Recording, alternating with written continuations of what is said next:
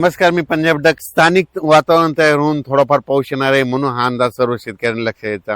राज्यात शेतकऱ्याला सांगू इच्छितो की ज्यांना शेतीची कामे करायची असेल तर तुम्ही काय करा, ह्या म्हणजे आता 8 तारखेपासून 8 ऑगस्ट पासून हवामान कोरडं होईल.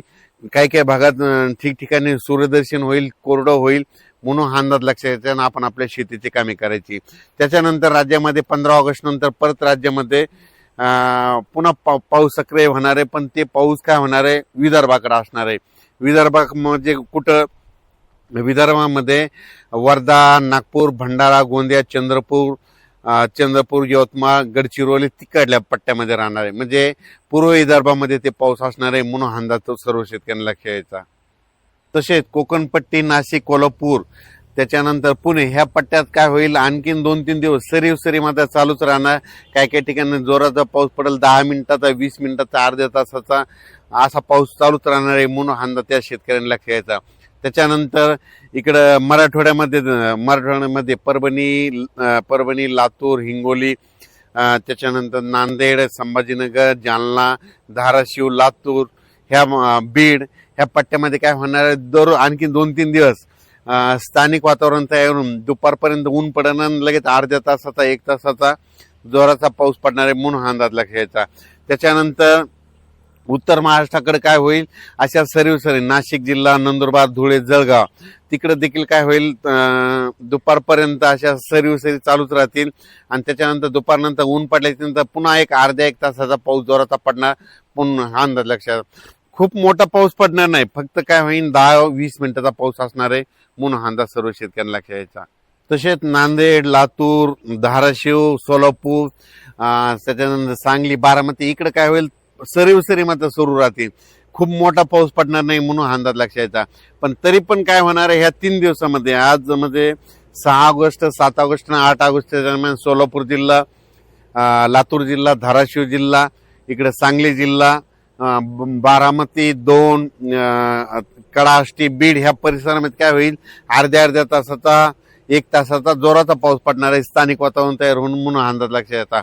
खूप मोठा नाही, पण अर्ध्या तासाचा, 20 मिनिटाचा, 10 मिनिटाचा, 5 मिनिटाचा असा पाऊस पडून जाणार आहे म्हणून हा सर्व शेतकऱ्यांना लक्षात यायचा. सोशल मीडियामधून असं ऐकण्यात येतं की सप्टेंबर ऑक्टोबर मध्ये पाऊस कमी पडणार आहे, पण सर्व शेतकऱ्याला सांगू इच्छितो की सप्टेंबर ऑक्टोबर मध्ये परतीचा पाऊस जोराचा पडणार आहे, धुमाकूळ घालणार आहे म्हणून हा अंदाज सर्व शेतकऱ्यांना लक्षात यायचा.